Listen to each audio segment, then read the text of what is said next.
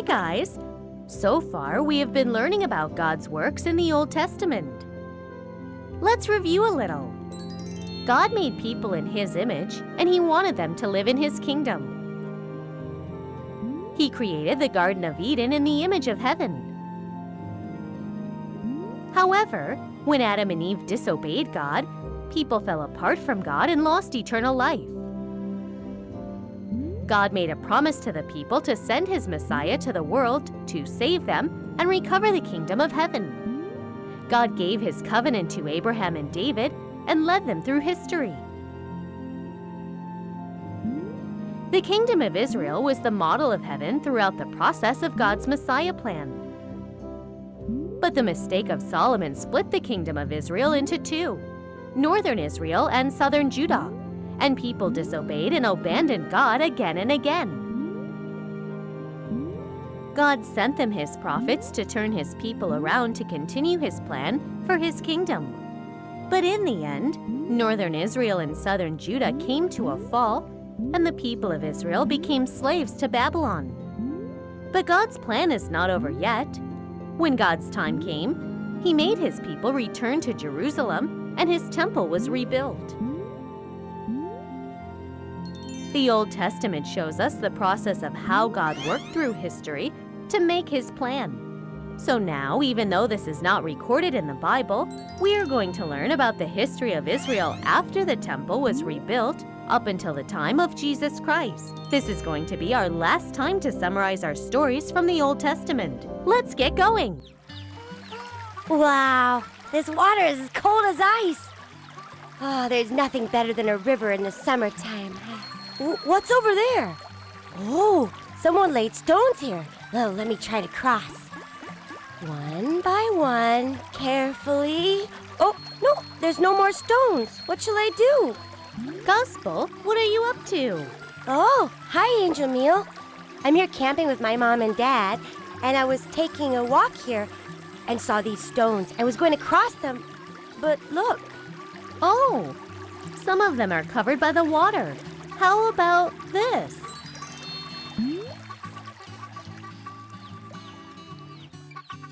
Wow, cool. This is very interesting.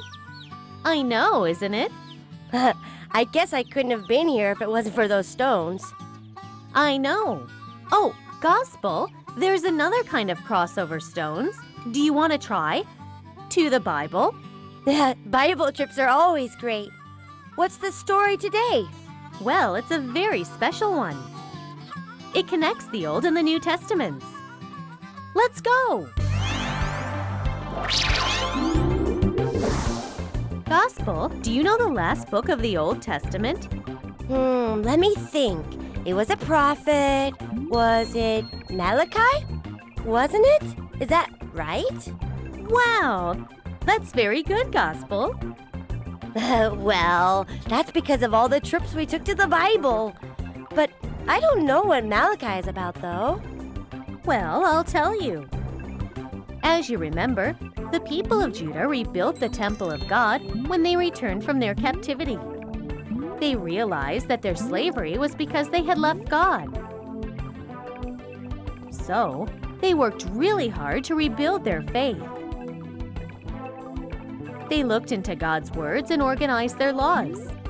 And with the laws, they made a strong foundation to keep their faith without idols. They made regulations and traditions according to the laws, too. Yes, I remember the story of Ezra and Nehemiah. Right. God sent prophets like Haggai and Zechariah so the people will be reminded of His promise of His kingdom.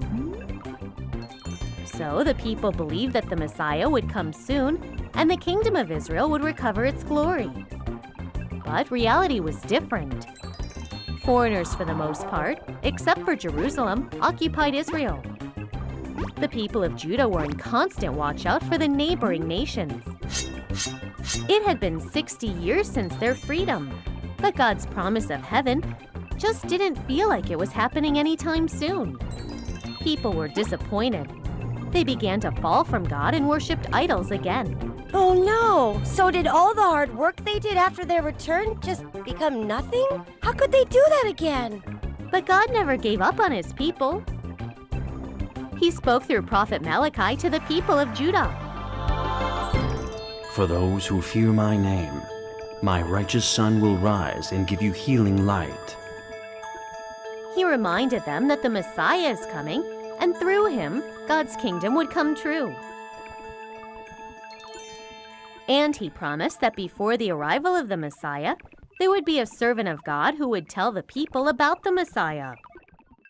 Who is that? You've probably heard of him. He appears in the very beginning of the New Testament, John the Baptist. But Gospel, after Malachi, the next prophet, John the Baptist, well, it took about 400 years for him to appear.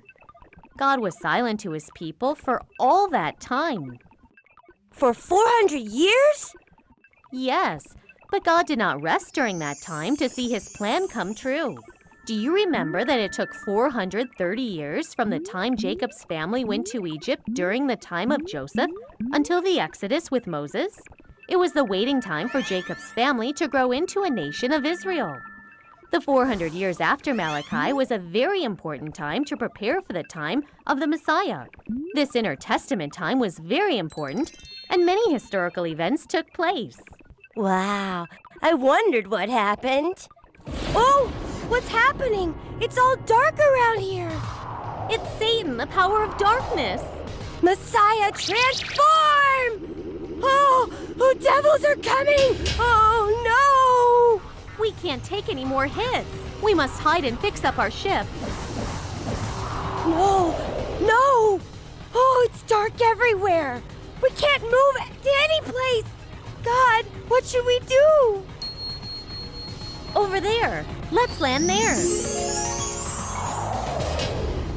Phew, Satan's devils are everywhere. I can't handle them all at once. Now they're hiding from us. Where are we anyway? This is Jerusalem. Jerusalem? Oh, what is that? What is that doing in Jerusalem? That's the statue of a Greek god in the image of Seleucus. The all-powerful Persian kingdom fell under the power of one young Macedonian. He is the famous Alexandros. He conquered all the land from Egypt to India. And after the fall of Persia, Israel became part of their territory.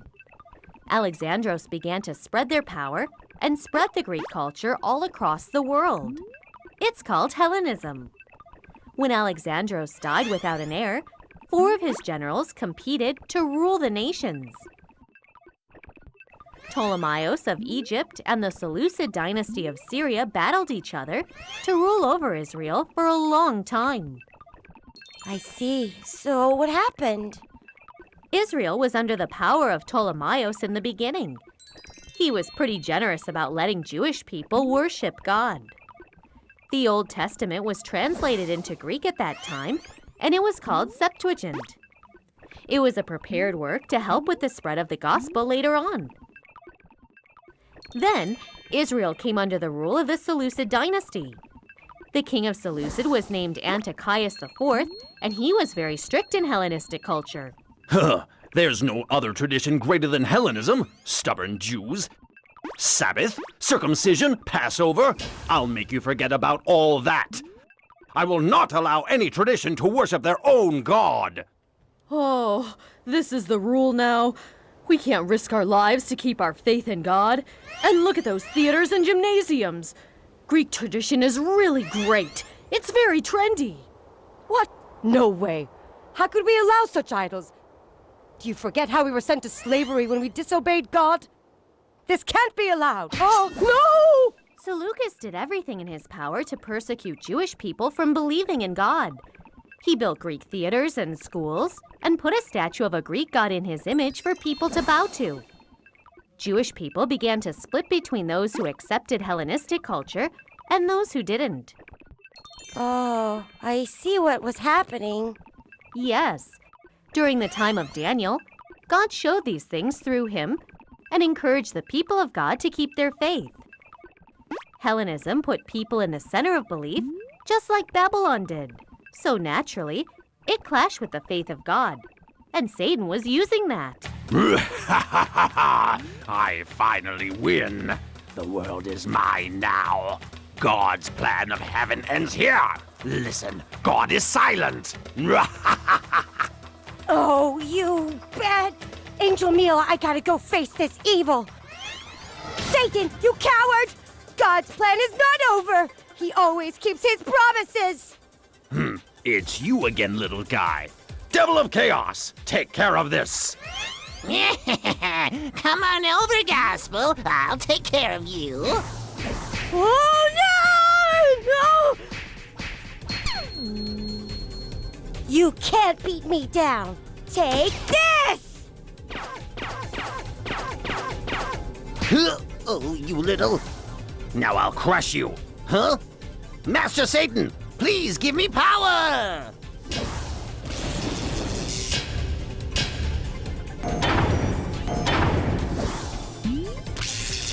Oh, no! What do you think, Gospel? Ready to give up? Oh, I can't give up like this. God, please help me. Holy power! Oh, yeah! Here I go! Take this, you monster! Oh, you little rat! No! No way! Last one! Take this! No! I did it! Thank you, God! I won, Angel Meal! I fought off the devil! Good job, Gospel. So, what will happen to the people of Judah? Does that king keep ruling over them? The pressure of Seleucus was getting heavier. In the end, the temple of God was invaded. Mattathias was a priest from a small village near Jerusalem. He couldn't watch these things go on, so he rebelled against them with his 5 sons. His third son, Judah Maccabee, led the people. Holy people of God, raise your swords. We will not let these hellas destroy God's holy temple. Follow me! Yeah! Is this some kind of resistance? That's right. After a hard fight, Judah Maccabee succeeded in taking over Jerusalem and cleared the temple. Hanukkah is the Feast of Dedication, a holiday to remember this event. It's recorded in the New Testament and still is observed by Jewish people today. People led by Maccabee finally got their independence and established the Hasmonean dynasty. Wow, great! They succeeded. They defeated Seleucus. I know, it was great.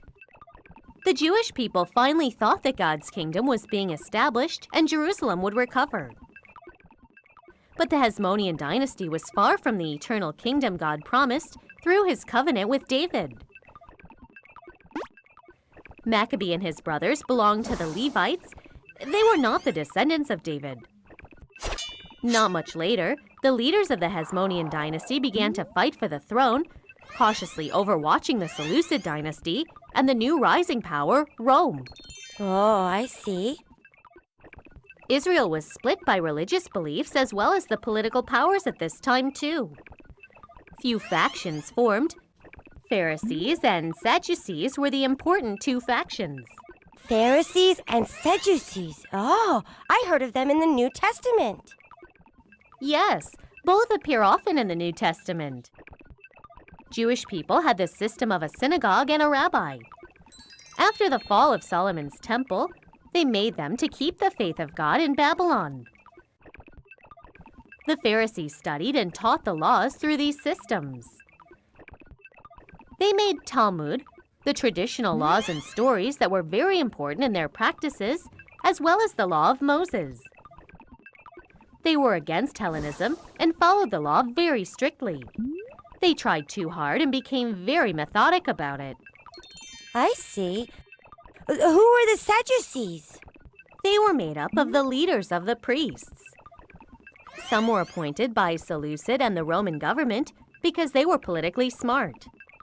Unlike the Pharisees, they followed the law of Moses only. They didn't refuse Hellenism. The Sadducees were powerful in this world and didn't believe in spiritual aspects, such as resurrection and angels. They seem very different. It must have been hard for them to get along. Sadducees are taking God's words lightly and doing their own will. How dare they? We are the holy people of God. Pharisees, all they do is talk, talk, talk. They have no power, yet they think they are so holy. Israel faces another dramatic turn in the flow of history. The great empire of Rome began to rule the world. At this time, Herod of Edom took over the Hasmonean dynasty.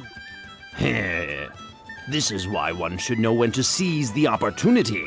The whole world belongs to Rome, and I shall be at its feet, and Judea will be mine. Herod, with the support of the Roman Empire, became the king of Judea. Rome took pride in holding the Hellenistic tradition. They allowed individual traditions of the countries they ruled to take advantage. But Jewish people were not the same as the others. These Jewish people are such headaches. I heard they were killed in a battle because they were observing Sabbath during the war. These people are not easy. We will have to keep our eyes on them. Rome put the Herod family in charge and appointed a governor to rule over Judea. It was part of the empire and was in the hands of Rome. Oh, so that's why we see Roman soldiers in the New Testament. That's right. This is the background of the time of Jesus. Herod and the priests and the leaders of Judea were all self-interested and were not thinking about the people at all. People were in great pain under the Roman rules, and they were desperate for the Messiah from God. Yes, now it's time for Jesus to come. Right. This time between the Old and New Testaments is very important in a sense because it prepares for the arrival of the Messiah. The history of the world and God's plan are very closely related. Some say that this time was the dark time, when God kept his silence. But God was working through history to prepare for the Messiah.